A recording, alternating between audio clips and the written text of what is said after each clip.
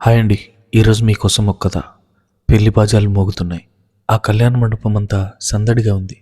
బంధువుల నవ్వు, పిల్లల కేరింతలు, సన్నాయి మేళం సవ్వడి అన్నీ కలిసి ఒక పండగ వాతావరణాన్ని తలపిస్తున్నాయి. కానీ ఆ మండపం మధ్యలో పూల జడతో పట్టుచీర కట్టుకుని తల వంచుకుని కూర్చున్న సింధు మనసులో మాత్రం సందడి లేదు. ఆమె గుండెల్లో ఏదో తెలియని భయం గూడు కట్టుకుంది. పక్కనే కూర్చున్నాడు ఆర్యన్. 6 అడుగుల ఎత్తు, గంభీరమైన రూపం. చూస్తే ఎవరైనా సరే చూపు తిప్పుకోలేరు, అంత అందగాడు. కానీ అతని ముఖంలో పెళ్లి కొడుక్కి ఉండాల్సిన కళ లేదు. ఒక రకమైన గంభీరత, కోపం, అసహనం స్పష్టంగా కనిపిస్తున్నాయి.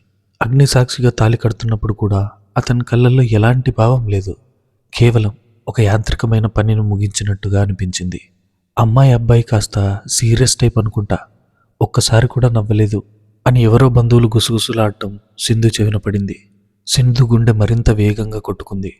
తన తండ్రి మాట కాదనలేక కుటుంబ పరువు కోసం ఈ పెళ్లికి ఒప్పుకుంది. ఆర్యన్ గురించి ఆమెకు పెద్దగా తెలీదు.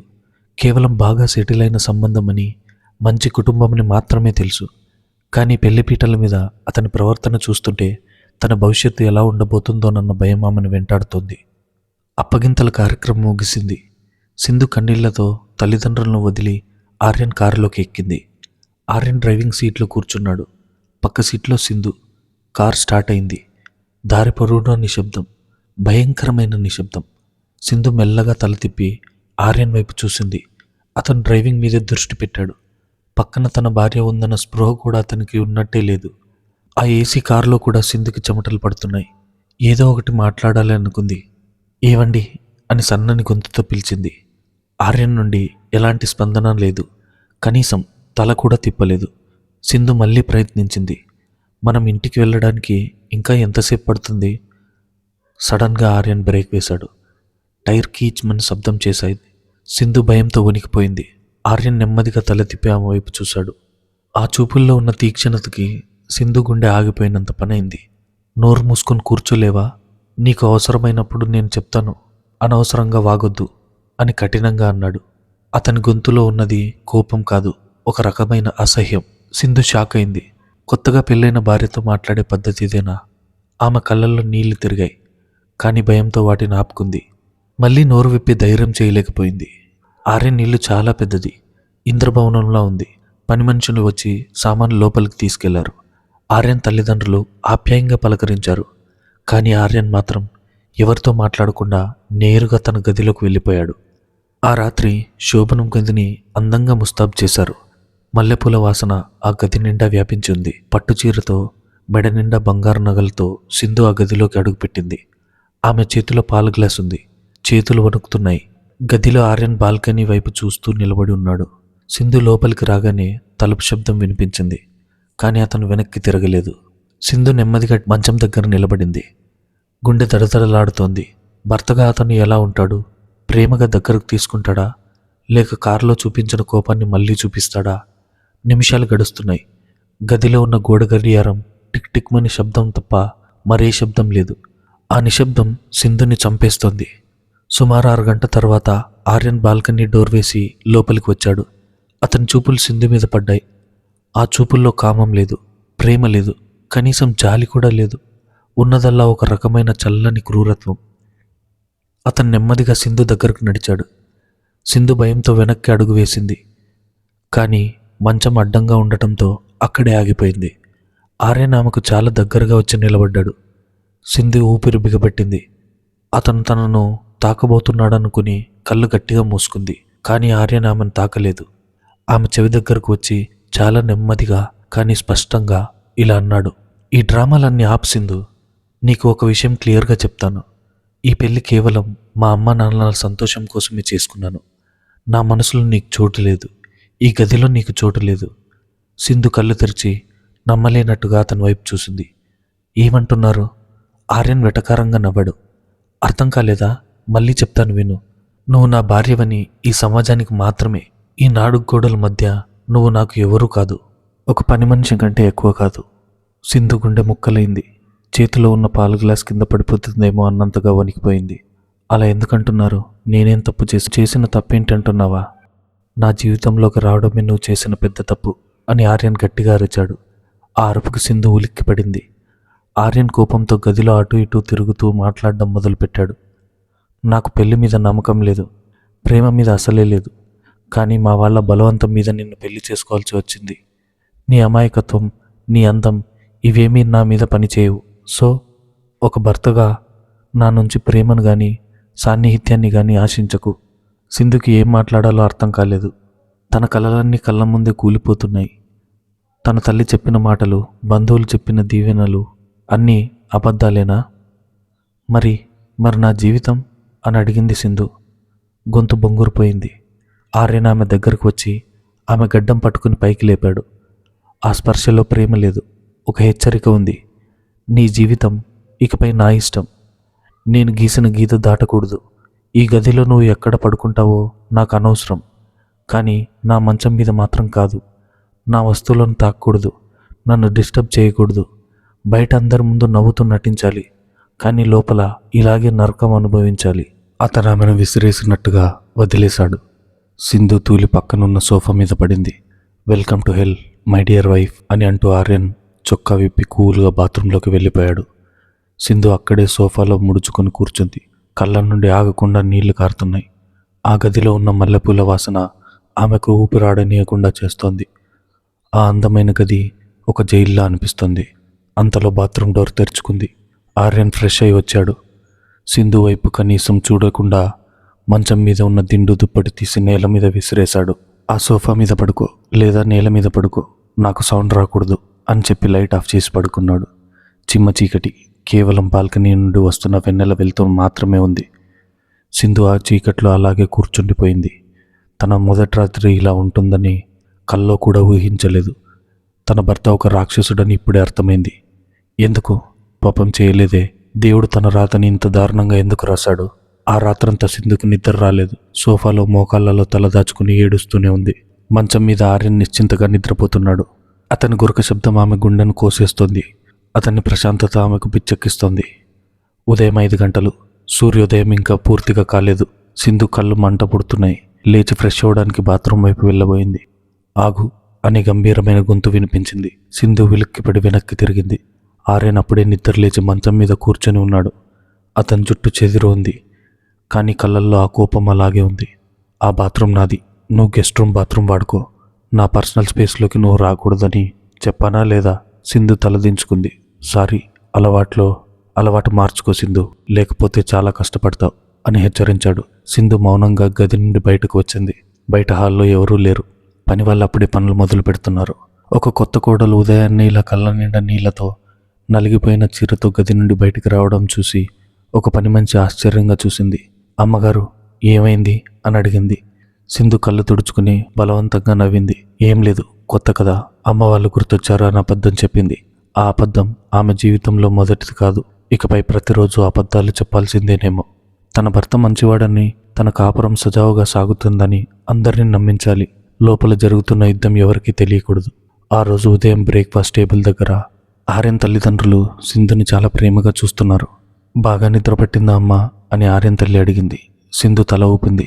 పక్కనే ఉన్న ఆర్యన్ వైపు చూసింది. అతను న్యూస్ పేపర్ చదువుతూ చాలా సాధారణంగా బ్రేక్ఫాస్ట్ చేస్తున్నాడు.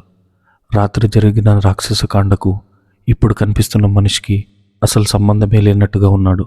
ఆర్యన్, ఈరోజు సింధుని గుడికి తీసుకెళ్ళు అని వాళ్ళ నాన్నగారు చెప్పారు. ఆర్యన్ పేపర్ పక్కన పెట్టి సింధు వైపు చూసి ఒక నకిలీ నవ్వు నవ్వాడు.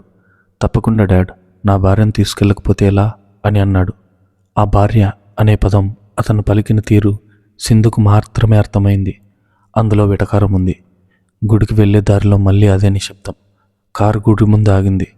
సింధు దిగబోతుండగా ఆర్యన్ ఆమె చేయి పట్టుకొని ఆపాడు. ఆ స్పర్శ గట్టిగా ఉంది. నొప్పి పుట్టేలా ఉంది. గుడిలో అందరి ముందు ఓవరాక్షన్ చేయకు, నా చేయి పట్టుకుని నడు. మనం చాలా హ్యాపీ కపుల్ అని అందరూ అనుకోవాలి, అర్థమైందా అని పళ్ళు కొరుకుతూ చెప్పాడు. సింధు భయపడుతూ తల ఊపింది. కారు దిగగానే ఆర్యన్ ఆమె భుజం మీద చేయి వేసి చాలా ప్రేమగా దగ్గరకు తీసుకున్నాడు. చూసే వాళ్ళకి వాళ్ళొక అన్యోన్యమైన దంపతుల్లా కనిపిస్తున్నారు. కానీ ఆర్యన్ వేళ్ళు ఆమె భుజంలోకి గుచ్చుకుంటున్నాయి. ఆ నొప్పిని భరిస్తూనే సింధు నవ్వుతూ నడిచింది. దేవుడి దర్శనం చేసుకుంటున్నప్పుడు సింధు మనసులో ఒకటే కోరుకుంది. దేవుడా, నా నుదుటి రాతను మార్చు.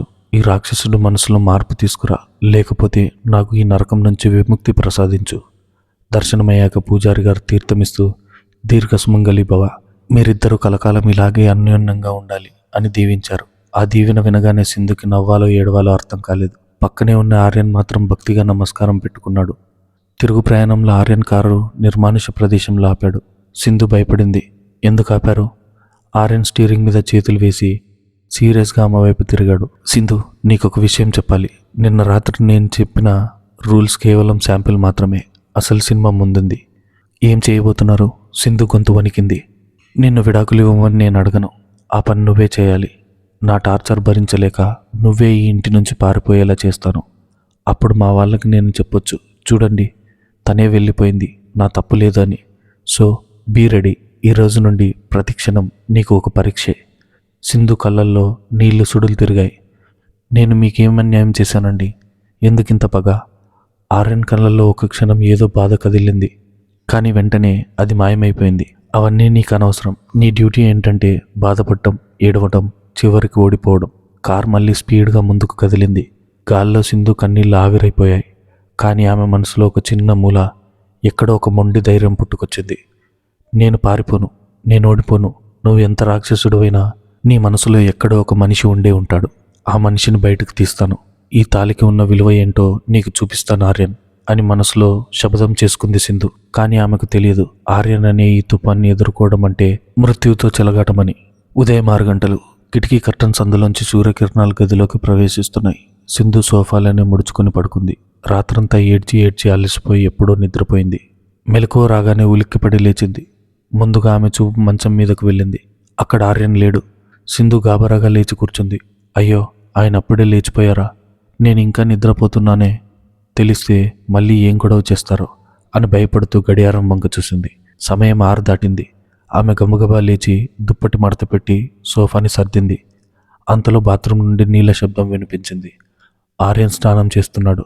అమ్మయ్య అని ఊపిరి పీల్చుకుంది. సింధు అద్దం ముందు నిలబడి తన ముఖం చూసుకుంది. కళ్ళు ఉబ్బిపోయి ఉన్నాయి. కాటుకు చెదిరిపోయి ముఖమంతా వాడిపోయినట్టుంది. ఇలా కనిపిస్తే అత్తయ్య గారు ఖచ్చితంగా అనుమానపడతారు అనుకుంటూ త్వరగా ముఖం కడుక్కొని ఫ్రెష్ అయి ఒక లేత రంగు కాటన్ చీర కట్టుకుంది. తడి జుట్టును టవల్తో తుడుచుకుంటూ గదిలో నిలబడింది. అప్పుడే బాత్రూమ్ డోర్ తెరుచుకుంది. ఆర్యన్ కేవలం నడుము టవాల్ చుట్టుకుని బయటకు వచ్చాడు. అతని కండలు తిరిగిన శరీరం, తడిచిన జుట్టు నుండి కారుతున్న నీటి బిందువులు చూడటానికి అతను ఒక గ్రీక్ వీరుడిలా ఉన్నాడు. కానీ అతని ముఖంలో ఉన్న కఠినత్వం చూస్తే మాత్రం యముడిలా అనిపిస్తున్నాడు. సింధుని చూడగానే ఆర్యన్ ఆగిపోయాడు. అతని కనుబొమ్మలు ముడిపడ్డాయి. ఏంటా చూపులు అని గద్దించాడు. సింధు వెంటనే చూపు తిప్పుకుంది. అది కాఫీ ఏమైనా కావాలా అని. నాకేం కావాలో ఏం వద్దో నాకు తెలుసు. నువ్వు కిందకు వెళ్ళు, నా కళ్ళ ముందు ఎక్కువగా కనిపించకు అని విసుగ్గా అన్నాడు. డ్రెస్సింగ్ టేబుల్ దగ్గరకు వెళ్ళి దువ్వెన తీసుకున్నాడు. సింధు మౌనంగా తలదించుకుని గది బయటకు వచ్చింది. మెట్లు దిగుతుంటే కాళ్ళు బరువుగా అనిపించాయి. ఇది తన ఇల్లేనా లేక ఒక యుద్ధ భూమా? కిచెన్లో ఆర్యన్ తల్లి శారద గారు అప్పుడే పాలు కాస్తున్నారు. సింధుని చూడగానే చిరునవ్వుతో పలకరించారు. ఏంటమ్మా సింధు, అప్పుడే లేచావా? కొత్త కోడలివి కదా, కాసేపు పడుకోవచ్చుగా. ఆ ఆప్యాయత చూడగానే సింధు కళ్ళల్లో నీళ్లు తిరిగాయి. కానీ వెంటనే తమాయించుకుని పర్లేదత్తయ్య, నాకు అలవాటే అని నవ్వింది. సరేలే, ఆర్యన్ లేచాడా? వాడికి బెడ్ కాఫీ అలవాటు. ఇదిగో ఈ కప్పు పట్టుకెళ్ళు అని శారద గారు కాఫీ కలిపి సింధు చేతికిచ్చారు. సింధు చేతులు వణికాయి. ఇందాకే కదా అతను నా కళ్ళ ముందు కనిపించకు అన్నాడు. ఇప్పుడు మళ్ళీ కాఫీ తీసుకుని వెళ్తే ఏమంటాడో. కానీ అత్తయ్య గారి మాట కాదని లేక కాఫీ కప్పు తీసుకుని మళ్ళీ పైకి వెళ్ళింది. గది తలుపులు తీసే ఉన్నాయి. ఆర్యన్ ఆఫీస్కి రెడీ అవుతున్నాడు. వైట్ షర్ట్ వేసుకుని బటన్ పెట్టుకున్నాడు. సింధు అడుగుల శబ్దం విని వెనక్కి తిరిగాడు. ఆమె చేతిలో కాఫీ కప్పు చూడగానే అతని ముఖం ఎర్రబడింది. సింధు నెమ్మదిగా టేబుల్ మీద కాఫీ పెట్టి అత్తయ్య పంపించారు అని సంజాయిషీ ఇస్తున్నట్టు చెప్పింది. ఆర్యన్ ఆమె దగ్గరకు వేగంగా నడిచి వచ్చాడు. సింధు భయంతో వెనక్కి తగ్గింది. అతను ఆమెను గోడకు ఆనించి నిలబెట్టాడు. అతని ఒక చెయ్యి గోడకు బలంగా ఆనించి ఆమె కళ్ళల్లోకి తీక్షణగా చూశాడు. నేను నీకేం చెప్పాను? నా అవసరాలు చూసుకోవడానికి ఇంట్లో పని వాళ్ళు ఉన్నారు. నా అమ్మ ఉంది. నువ్వు మధ్యలో దూరొద్దు అని చెప్పానా లేదా? అత్తయ్య ఇవ్వమన్నారు, ఇవ్వకపోతే బాగోదని సింధు గొంతు వణికింది. ఆర్యన్ వెటకారంగా నవ్వాడు. ఓహో, అత్తయ్య గారి దగ్గర మంచి కోడలను మార్కులు కొట్టేయాలని అంతగా. సరే అంటూ టేబుల్ మీద ఉన్న కాఫీ కప్పు తీసుకున్నాడు. తాగుతాను, నా భార్య ప్రేమతో తెచ్చింది కదా అని అంటూ ఒక సిప్ చేశాడు. సింధు ఆశగా చూసింది. కనీసం కాఫీ బాగుందంటే శాంతిస్తాడేమో అని. మరుక్షణం ఆర్యన్ ముఖం చిట్లించాడు. ఛీ, ఏంటిది, విషంలా ఉంది అంటూ మిగతా కాఫీ నేల మీద పోశాడు. ఖరీదైన టైల్స్ మీద ఆ నల్లటి కాఫీ మరకలు పడ్డాయి. క్లీన్ చెయ్యి అన్నాడు ఆర్యన్ ఆదేశించినట్టుగా. సింధు ఆశ్చర్యంగా చూసింది. వినిపించలేదా? నువ్వు తెచ్చిన చెత్తను నువ్వే క్లీన్ చెయ్యి, పని మనిషిని పిలవద్దు. ఇది నీకు నాకు మధ్య ఉన్న విషయం. ఇప్పుడే నా కళ్ళ ముందే ఆ నేలను తొడు అని సోఫాలో కూర్చొని కాలు మీద కాలు వేసుకున్నాడు. సింధుకి ఏడుపు తన్నుకొచ్చింది. తన పుట్టింట్లో ఏనాడు ఇలాంటి పనులు చేయలేదు. అల్లారు ముద్దుగా పెరిగింది. కానీ ఇక్కడ పట్టుచీర కట్టుకుని చేతి నిండా గాజులతో నేల మీద వంగి ఆర్యన్ పోసిన కాఫీని తుడుస్తుంటే ఆమె ఆత్మగౌరవం ముక్కలవుతున్నట్టు అనిపించింది. ఆమె టిష్యూస్తో నేల తుడుస్తుంటే ఆర్యన్ దాన్ని ఒక వినోదంలా చూస్తున్నాడు. ఆమె కన్నీటి బొట్టు ఒకటి నేల మీద పడింది. అయిపోయిందా అని గద్దించాడు. సింధు లేచి నిలబడింది. అయిపోయింది. గుడ్, ఇకపై కాఫీ టీ అంటూ నా దగ్గరకు రాకు, గెటౌట్ అని అరిచాడు. సింధు ఖాళీ కప్ తీసుకుని పరిగెత్తుకుంటూ కిందికి వెళ్ళిపోయింది. హాల్లో ఆర్యన్ తండ్రి పేపర్ చదువుతున్నారు. సింధుని చూడగానే, అమ్మా టిఫిన్ రెడీనా? ఆర్యన్కి ఆకలి వేస్తుందేమో అన్నారు. సింధు ఇంకా ఆ షాక్లోనే ఉంది. ఆర్యన్ చేసిన అవమానం ఆమె మనసును తొలిచేస్తుంది. కానీ బయటకు మాత్రం అవును మామయ్య గారు, ఇప్పుడే పిలుస్తాను అని చెప్పింది. ఆర్యన్ కిందకు వచ్చాడు. డైనింగ్ టేబుల్ దగ్గర వాతావరణం చాలా ప్రశాంతంగా ఉంది. కానీ సింధు మాత్రం ఒక అగ్నిపర్వతం మీద కూర్చున్నట్టుంది. శారద గారు వడ్డిస్తుంటే ఆర్యన్ మౌనంగా తింటున్నాడు. సింధు, నువ్వు కూడా కూర్చోమ్మా, ఆర్యన్ పక్కన కూర్చో అని శారద గారు అన్నారు. ఆర్యన్ స్పూన్ కింద పెట్టి తల్లి వైపు చూశాడు. మామ్, నాకు అర్జెంట్ మీటింగ్ ఉంది, డిస్టర్బ్ చేయకండి అని అన్నాడు. సింధు పక్కన కూర్చోవడం ఇష్టం లేక. అదేంట్రా, కొత్తగా పెళ్ళైంది, భార్యతో కలిసి తినకపోతే ఎలా? ఆర్యన్ కోపాన్ని తమాయించుకుని సరే కూర్చోమను అన్నాడు. సింధు భయపడుతూనే పక్కన కుర్చీలో కూర్చుంది. ఆమెకు ఆకలి చచ్చిపోయింది. గొంతులో ముద్దు దిగడం లేదు. ఆర్యన్ తినడం అయిపోగానే చేయి కడుక్కొని ఆఫీస్ బ్యాగ్ తీసుకున్నాడు. శారద గారు ఆర్యన్ వెళ్ళేటప్పుడు సింధుకు చెప్పి వెళ్ళు అని సైగ చేశారు. ఆర్యన్ సింధు దగ్గరకు వచ్చి ఆమె భుజం గట్టిగా పట్టుకొని, ఎంత గట్టిగా అంటే ఆమె భుజం ఎముకలు నలిగిపోతున్నాయేమో అన్నంతగా. కానీ పైకి మాత్రం నవ్వుతూ, బాయ్ స్వీటార్ట్, సాయంత్రం త్వరగా వస్తాను అని అన్నాడు. ఆ మాటల్లో ఉన్న వ్యంగ్యం, ఆ చేతుల్లో ఉన్న కాఠిన్యం సింధుకు మాత్రమే తెలుసు. జాగ్రత్తగా వెళ్ళి రండి అని సింధు కష్టపడి చెప్పింది. ఆర్యన్ వెళ్ళిపోగానే సింధు గదిలోకి వచ్చి తన భుజం చూసుకుంది. అక్కడ ఆర్యన్ వేళ్ళ అచ్చులు ఎర్రగా కమిలిపోయి ఉన్నాయి. అద్దంలో ఆ గాయాన్ని చూస్తూ బోరుమని ఏడ్చింది. ఇది ప్రేమ లేక పగ? నన్ను హింసించడంలో అతనికి అంత ఆనందం ఏంటి? మధ్యాహ్నం 2 గంటలు. సింధు తన గదిలో కూర్చొని ఆలోచిస్తుంది. ఫోన్ మోగింది. అమ్మ. ఆ పేరు స్క్రీన్ మీద కనిపించింది. సింధు గుండె వేగంగా కొట్టుకుంది. అమ్మకి ఏం చెప్పాలి? నిజం చెప్తే తట్టుకోలేదు, అబద్ధం చెప్తే తన మనసు ఒప్పుకోదు.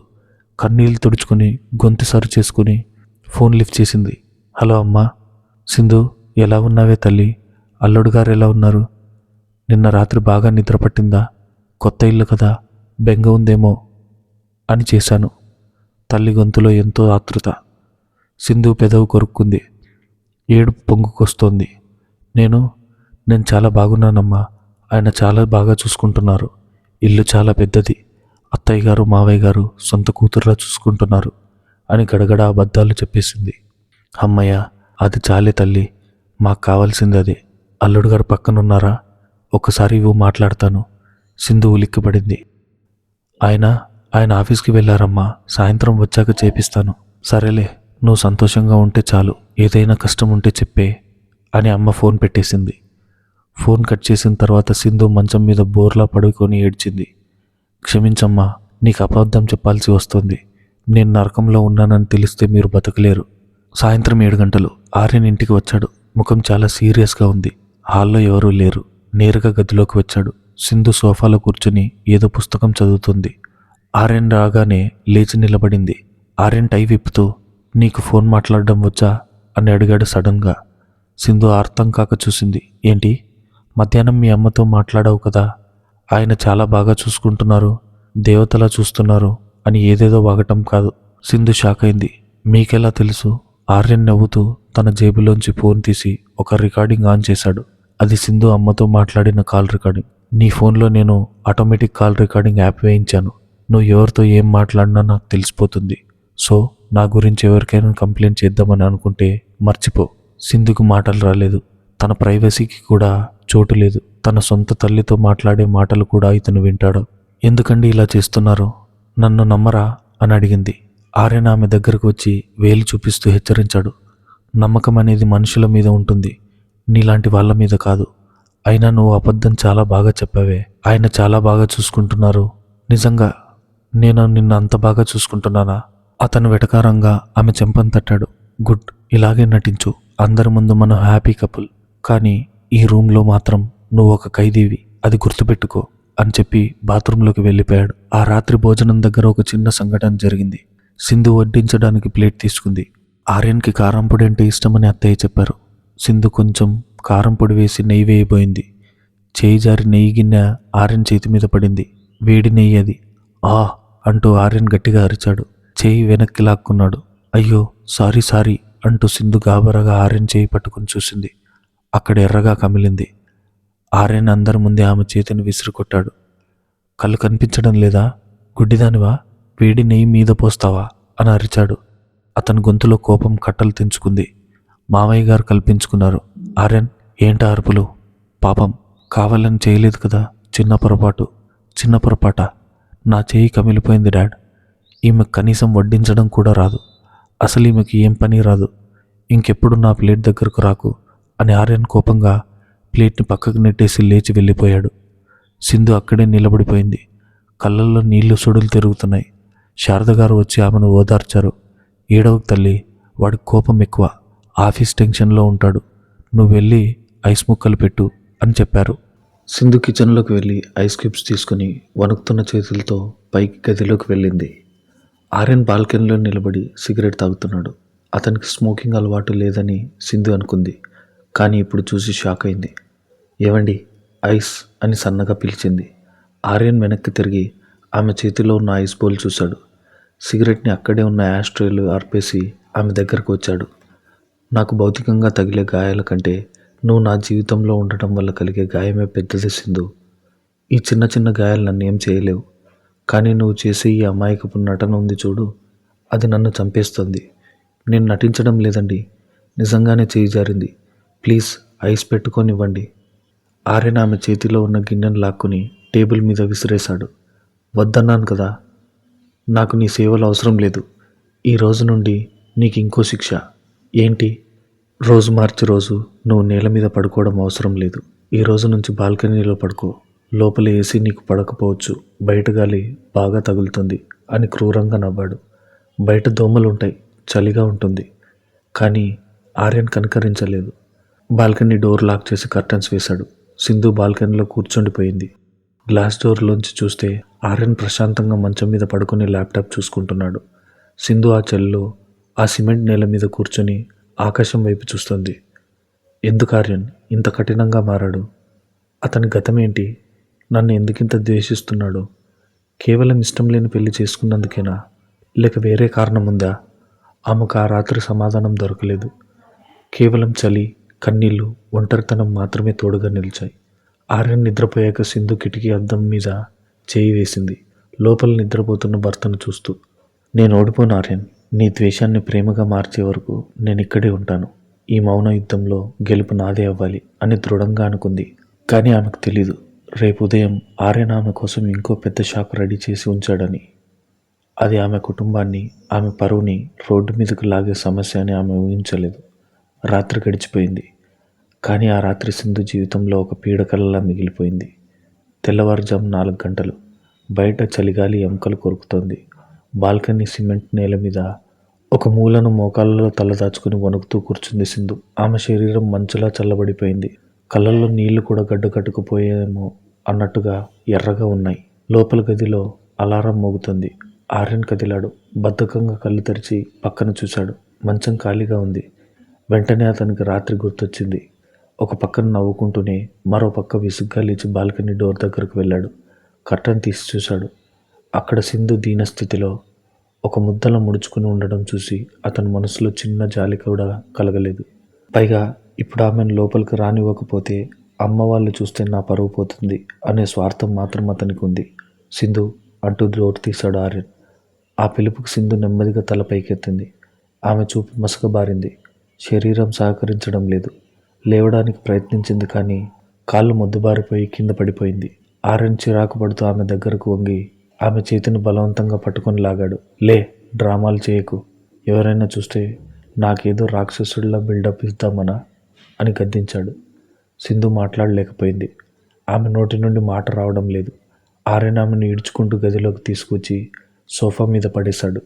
విను, ఈ విషయం అమ్మకు కానీ డాడీకి కానీ తెలిసిందంటే ఈసారి బాల్కనీ కాదు, టెర్రస్ మీద పడుకోబెడతాను, జాగ్రత్త అని హెచ్చరించి ఫ్రెష్ అవడానికి బాత్రూంలోకి వెళ్ళిపోయాడు. సింధు సోఫాలో అలానే పడి ఉంది. ఆమె శరీరం కాలుతోంది, జ్వరం వస్తుంది. కానీ ఇప్పుడు పడుకుంటే అత్తయ్య గారికి అనుమానం వస్తుంది. కష్టపడి లేచి వేడి నీళ్ళతో స్నానం చేసి జ్వరం టాబ్లెట్ వేసుకొని బలవంతంగా రెడీ అయింది. ఆమె వంటింట్లోకి వెళ్ళేసరికి శారద గారు కాఫీ కలుపుతున్నారు. రామ్మ సింధు, ఏంటి కళ్ళల్లా ఎర్రగా ఉన్నాయి, రాత్రి నిద్ర పట్టలేదా అని అడిగింది ఆవిడ. సింధు తలదించుకుంది. కొంచెం తలనొప్పిగా ఉంది అత్తయ్య, అందుకే. అయ్యో, ఆర్యన్కి చెప్పలేకపోయావా? వాడు డాక్టర్ని పిలిచేవాడు కదా అన్నారు శారద గారు అమాయకంగా. ఆ మాట వినగానే సింధు నవ్వాలో ఏడవాలో అర్థం కాలేదు. తనని ఈ స్థితికి తెచ్చిందే అతను, ఇక డాక్టర్ని పిలుస్తాడా? అంతలో ఆర్యన్ కిచెన్లోకి వచ్చాడు. మామ్, కాఫీ రెడీనా అని అడుగుతూ సింధు వైపు చూశాడు. ఆమె జ్వరంతో నీరసంగా ఉండడం అతనికి కనిపించింది. కానీ ఏమీ ఎరగనట్టు ప్రవర్తించాడు. సింధుకు జ్వరంగా ఉందట ఆర్యన్. ఈరోజు ఆమె చేత పనులేం చేయించకు, రెస్ట్ తీసుకొనివ్వు అని శారద గారు కొడుక్కి చెప్పారు. ఆర్యన్ కాఫీ సిప్ చేస్తూ సింధు కళ్ళల్లోకి సూటిగా చూశాడు. అవునా, జ్వరమా? పాపం, నిన్న రాత్రి చలిగాలి తగిలి ఉంటుందిలే మామ్, అందుకే జ్వరం వచ్చుంటుంది అన్నాడు వ్యంగ్యంగా. ఆ చలిగాలి అనే మాటల్లో ఉన్న అర్థం సింధుకు మాత్రమే తెలిసింది. సరేలే మామ్, నాకు టైం అవుతోంది. సింధు, ఈవినింగ్ రెడీగా ఉండు, ఒక ఇంపార్టెంట్ పార్టీ ఉంది అన్నాడు ఆర్యన్ సడన్గా. సింధు ఉలిక్కిపడింది. పార్టీనా? నాకు జ్వరంగా ఉంది కదా అని సన్నగా అనబోయింది. ఆర్యన్ కప్పును టేబుల్ మీద గట్టిగా పెట్టి ఆమె దగ్గరకు వచ్చి ఎవరికి వినిపించకుండా చెవిలో చెప్పాడు. నీకు జ్వరం వచ్చినా చచ్చిపోతున్నా సరే, ఈరోజు సాయంత్రం పార్టీకి రావాల్సిందే. నా బిజినెస్ పార్ట్నర్స్ అందరూ వస్తున్నారు. వాళ్ళ ముందు నేను మంచి భర్త అని ప్రూవ్ చేసుకోవాలి. నువ్వు రాకపోతే రాత్రికి ఇంకో సర్ప్రైజ్ ఉంటుంది. సింధు భయంతో తల ఊపింది. ఆర్యన్ చిరునవ్వుతో తల్లికి బాయ్ చెప్పి వెళ్ళిపోయాడు. సాయంత్రం 6 గంటలు. సింధు జ్వరం కొంచెం తగ్గింది, కానీ ఇంకా ఒళ్ళు నొప్పులుగానే ఉన్నాయి. ఆర్యన్ ఇంటికి వచ్చాడు. చేతిలో ఒక పెద్ద షాపింగ్ బ్యాగ్ ఉంది. గదిలోకి రాగానే ఆ బ్యాగ్ని సింధు మీదకు విసిరేశాడు. ఇదిగో, ఈ చీర కట్టుకో, పార్టీకి అందరూ మోడ్రన్గా ఉంటారు. నువ్వు పల్లెటూరు దానిలా తయారైతే నా పరువు తీయకు. ఇందులో ఒక డిజైనర్ శారీ, మ్యాచింగ్ జ్యువెలరీ ఉన్నాయి. అరగంటలో రెడీ అవ్వాలి అని ఆదేశించాడు. సింధు బ్యాగ్ తెరిచి చూసింది. అది ఒక లేత పింక్ కలర్ డిజైనర్ చీర. చాలా ఖరీదైనది, కానీ బ్లౌజ్ మాత్రం చాలా డీప్గా మోడ్రన్గా ఉంది. సింధు ఎప్పుడూ అలాంటి బట్టలు వేసుకోలేదు. ఆమె సాంప్రదాయంగా పెరిగిన అమ్మాయి. ఇది నేను వేసుకోలేనండి మరి అని సంకోచించింది. ఆర్యన్ ఆమె వైపు వెటకారంగా చూశాడు. ఏంటి, సిగ్గా? లేక పతివ్రత అని బిల్డపా? నేను నీ భర్తని. నేను తెచ్చిన బట్టలు వేసుకోవడానికి నీకేంటి అభ్యంతరం? నువ్వు వేసుకోకపోతే ఆ బ్లౌజ్ని నేనే నీ ఒంటి మీద వేయాల్సి వస్తుంది. Choice is yours. సింధు కళ్ళల్లో నీళ్లు నిండాయి. తన ఇష్టాలకు, తన సౌకర్యానికి కూడా విలువలేదు. మౌనంగా బాత్రూంలోకి వెళ్ళి ఆ చీర కట్టుకుంది. అద్దంలో తనను తాను చూసుకుంది. ఆమె అందం రెట్టింపైంది. ఆ పింక్ రంగు చీరలో ఆమె ఒక దేవకన్యలా ఉంది. కానీ ఆమె ముఖంలో కళ్ళు లేదు, ఒక బొమ్మలా ఉంది. బయటకు రాగానే ఆర్యన్ ఆమెను చూసి ఒక్క క్షణం స్టన్ అయ్యాడు. ఆమె అందం అతని కళ్ళను మిరుమిట్లు గొల్పింది. కానీ వెంటనే తన ఈగో అడ్డొచ్చింది. పర్లేదు, చూడ్డానికి పని మనిషిలానే ఉన్నావు, పద అని మొరటుగా అన్నాడు. పార్టీ వెన్యూ, అది నగరంలోని అత్యంత ఖరీదైన హోటల్. ఆర్యన్ కార్ దిగి సింధు వైపు చూడకుండానే లోపలికి నడిచాడు. సింధు తన చీర సర్దుకుంటూ అతని వెనక వేగంగా నడవాల్సి వచ్చింది. హాల్లో అందరూ సూటు బూటు వేసుకున్న మగాళ్ళు, మోడ్రన్ డ్రెస్లో ఉన్న ఆడవాళ్ళు ఉన్నారు. ఆర్యన్ లోపలికి వెళ్ళగానే అందరూ పలకరించారు. హే ఆర్యన్, వాట్ ఏ సర్ప్రైజ్ అంటూ కొలీగ్స్ చుట్టుముట్టారు. ఆర్యన్ అందరితో నవ్వుతూ మాట్లాడుతున్నా సింధు మాత్రం ఓ పక్కన బిక్కుబిక్కుమంటూ నిలబడింది. ఆమెకు అక్కడ ఎవరూ తెలియదు. ఆర్యన్ ఆమెను ఎవరికి పరిచయం చేయడం లేదు. కొంతసేపటికి ఒక ఫ్రెండ్ అడిగాడు, ఆర్యన్, వెనకాల ఉన్న బ్యూటిఫుల్ లేడీ ఎవరు, పరిచయం చేయవా? ఆర్యన్ వెనక్కి తిరిగి సింధుని చూసి ఒక చిన్న చూపు చూశాడు. ఓ, తన నా భార్య సింధు అని చాలా సాధారణంగా చెప్పాడు. హాయ్ సింధు గారు అని ఆ ఫ్రెండ్ షేక్ హ్యాండ్ ఇవ్వబోయాడు. సింధు నమస్కారం పెట్టింది. ఆర్యన్ నవ్వాడు. చూసావా రాహుల్, చెప్పానుగా, తన పక్కా village type. Shake hand, party culture ఇవేమీ తెలియవు. జస్ట్ ఇంటి పనులు, వంట పనులు అంతే. అందరి ముందు ఆమెను తక్కువ చేసి మాట్లాడాడు. చుట్టూ ఉన్నవాళ్ళు కొంచెం ఇబ్బందిగా, మరికొందరు వెటకారంగా నవ్వారు. సింధుకి భూమి బద్దలైనా బాగుండేదనిపించింది. తన భర్తే తనను ఇలా అవమానిస్తుంటే పరాయి వాళ్ళు ఎలా గౌరవిస్తారు? అక్కడే ఉన్న లేడీ కొలీగ్ పేరు నిత్య, ఆర్యన్కి చాలా క్లోజ్. ఆమె సింధుని చూస్తూ అసూయపడింది. సింధు అందం ముందు తను తేలిపోతున్నానని ఆమెకు అనిపించింది. అందుకే సింధుని మాటలతో దెబ్బ కొట్టాలనుకుంది. నిత్య ఒక వైన్ గ్లాస్ పట్టుకుని సింధు దగ్గరకు వచ్చింది. హాయ్ సింధు, సో మీరు ఆర్యన్ వైఫ్ అన్నమాట. ఆర్యన్ చాలా హై క్లాస్, మీరు చూస్తే చాలా సింపుల్గా ఉన్నారు. ఇంగ్లీష్ మాట్లాడడం వచ్చా, లేక మేము మాట్లాడేది ఏమీ అర్థం కాక తెల్లమొహం వేసి చూస్తున్నారా అని ఇంగ్లీష్లో అడిగింది, చుట్టూ ఉన్న వాళ్ళు వినేలా. ఆర్యన్ అది చూసి ఆనందించాడు. సింధు ఇప్పుడు తడబడుతుందని, ఏడుస్తుందని, తద్వారా తన పరువు తీస్తుందని, అప్పుడు ఇంటికి వెళ్ళి ఆమెను తిట్టొచ్చని అతని ప్లాన్. సింధు తల పైకెత్తింది. ఆమె కళ్ళల్లో ఒక మెరుపు మెరిసింది. నిన్నటి వరకు ఆర్యన్ పెట్టిన హింసను మౌనంగా భరించింది. కానీ ఇప్పుడు నలుగురిలో తన ఆత్మగౌరవాన్ని దెబ్బతీస్తుంటే భరించే శక్తి ఆమెకి ఎక్కడి నుండో వచ్చింది. ఆమె ఎంబీఏ గోల్డ్ మెడలిస్ట్. కేవలం పెళ్లి కోసం ఉద్యోగం చేయలేదు అంతే తప్ప ఆమెకు లోకం తెలియక కాదు. సింధు చాలా ప్రశాంతంగా, స్పష్టమైన యాక్సెంట్తో ఇంగ్లీష్లో ఇలా సమాధానమిచ్చింది. హలో నిత్య, nice to meet you. Being simple doesn't mean being uneducated. And knowing English is just a skill, not measure of intelligence. I respect my husband's circle, which is why I am quiet. It's not because I lack words, but because I value dignity over showing off. ఆ hall మొత్తం నిశ్శబ్దమైంది. నిత్య ముఖం వాడిపోయింది. Aryan shock అయ్యాడు. సింధు ఇంత బాగా, ఇంత కాన్ఫిడెంట్గా మాట్లాడుతుందని అతను ఊహించలేదు. తన భార్య అమాయకురాలు, ఏమీ తెలియదని అతను అనుకున్నాడు. కానీ ఆమెలో ఇంత ఫైర్ ఉందని ఇప్పుడే తెలిసింది. అక్కడున్న ఆర్యన్ బాస్ మిస్టర్ ప్రకాష్ చప్పట్లు కొట్టారు. Excellent Sindhu, very well said. Aryan, నీ భార్య చాలా తెలివైనది, యు ఆర్ లక్కీ అని మెచ్చుకున్నారు. ఆర్యన్ బలవంతంగా నవ్వి థ్యాంక్ యూ సార్ అన్నాడు. కానీ అతని లోపల అగ్నిపర్వతం బద్దలవుతుంది. తన ప్లాన్ బెడిసికొట్టింది. ఆమెను అవమానించాలనుకుంటే ఆమె అందరి మన్ననలు పొందుతుంది. ఇది అతన్ని ఈగో దెబ్బతీసింది. డిన్నర్ సమయంలో ఆర్యన్ సింధు పక్కన కూర్చున్నాడు. ఫోర్క్తో ప్లేట్ని గట్టిగా స్క్రాచ్ చేస్తూ పక్కనే ఉన్న సింధుతో పల్లెత్తు మాట మాట్లాడలేదు. సింధు మౌనంగా తన ప్లేట్లో ఉన్నది తింటుంది. ఆమె గెలిచింది, కానీ ఆ గెలుపు ఆమెకు ఇంకెన్ని కష్టాలు తెచ్చిపెడుతుందో అనే భయం లోపలుంది. పార్టీ అయిపోయాక ఇంటికి తిరుగు ప్రయాణం. కారులో భయంకరమైన నిశ్శబ్దం. సింధు కిటికీ వైపు చూస్తుంది. ఆర్యన్ డ్రైవింగ్ చేస్తున్నాడు, కానీ అతని చూపులు రోడ్డు మీద కంటే కోపం మీద ఎక్కువగా ఉన్నాయి. కార్ సడన్గా నిర్మానుష్యమైన ప్రదేశంలో ఆగిపోయింది. సింధు భయపడింది. ఎందుకు ఆపారు? ఆర్యన్ స్టీరింగ్ మీద చేతులు బాదుతూ ఆమె వైపు తిరిగాడు. అతని కళ్ళల్లో నిప్పులున్నాయి. ఏంటి, ఈరోజు చాలా రెచ్చిపోయావు. అందరి ముందు నన్ను ఫూల్ చేశావు. నేను నీకేం చెప్పాను? సైలెంట్గా ఉండమన్నాను. కానీ నువ్వు లెక్చర్లు దంచి అందరి ముందు హీరోయిన్ అయిపోయావు. నన్ను తక్కువ చేశావు అని అరిచాడు. సింధు ధైర్యం తెచ్చుకుని సమాధానం చెప్పింది. నేను మిమ్మల్ని తక్కువ చేయలేదు ఆర్యన్ గారు. ఆ నిత్య గారు నన్ను అవమానిస్తుంటే మీ భార్యగా నా గౌరవాన్ని కాపాడుకున్నాను. నా గౌరవం అంటే మీ గౌరవం కాదా? షటాప్ అని ఆర్యన్ గట్టిగా అరిచాడు. నాకు నీతులు చెప్పకు. నీకు పొగరు ఎక్కువైంది. ఈరోజు నీకు అందరూ చప్పట్లు కొట్టారని ఎగిరిపడకు. ఇంటికి వెళ్ళాక నీకు అసలు సినిమా చూపిస్తాను.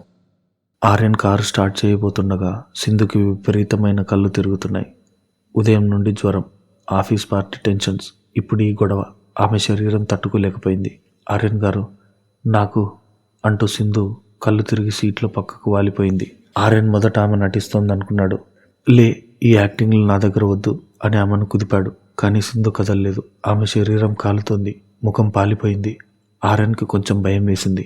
కోపం ఉన్నా ఏదో తెలియని కంగారు మొదలైంది. సింధు, సింధు అని పిలిచాడు. స్పందన లేదు. వెంటనే కారు హాస్పిటల్ వైపు తిప్పాడు. ఇది ప్రేమ వల్ల కాదు, ఆమెకు ఏమైనా అయితే తన మీదకు వస్తుందన్న భయం వల్ల మాత్రమే. హాస్పిటల్ డాక్టర్ సింధుని పరీక్షించి బయటకు వచ్చారు. మిస్టర్ ఆర్యన్, మీ భార్య చాలా వీక్గా ఉన్నారు. హై ఫీవర్, దానికి తోడు మెంటల్ స్ట్రెస్ చాలా ఎక్కువగా ఉంది. ఆమెకు సరైన తిండి నిద్ర లేనట్టున్నాయి.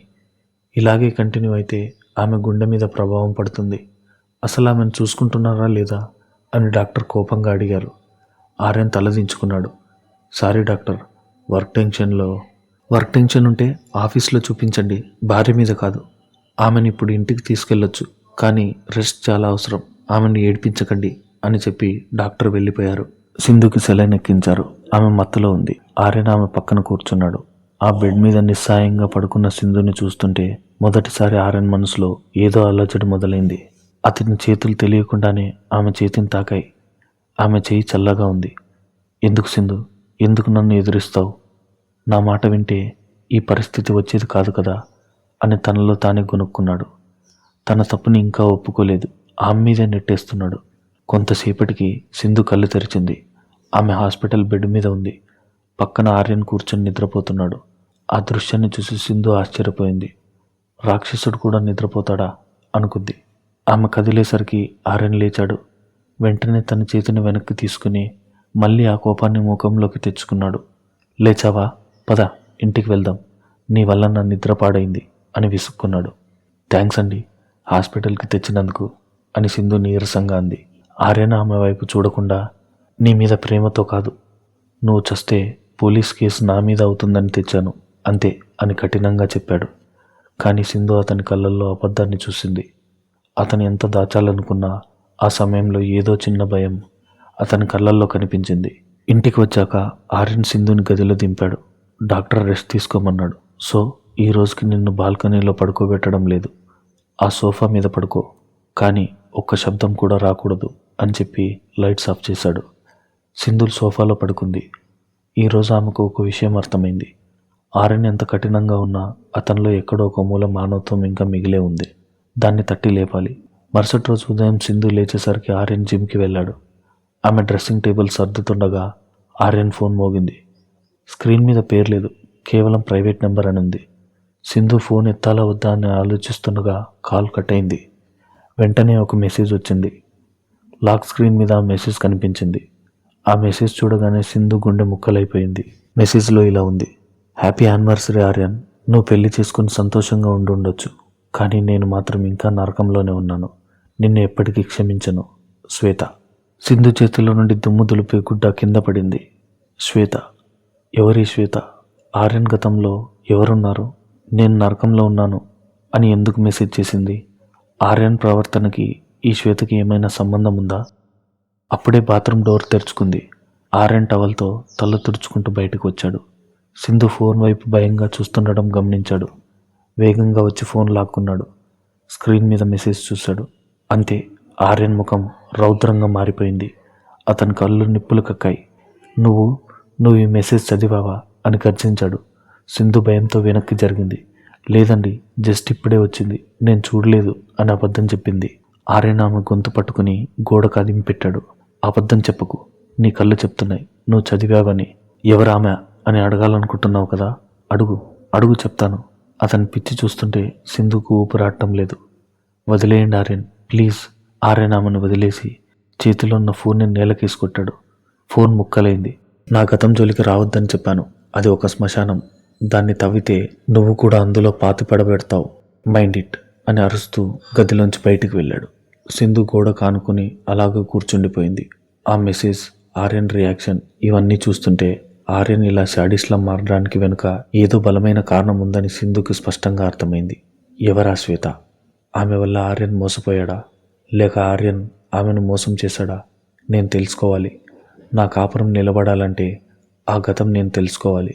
సింధు కళ్ళల్లో ఒక కొత్త నిర్ణయం కనిపించింది. ఇప్పటి వరకు భయపడింది చాలు, ఇకపై నిజం కోసం వెతకాలి. అసలు ఆ శ్వేత ఎవరు? ఆర్యన్కి ఆమెకి ఉన్న సంబంధం ఏంటి?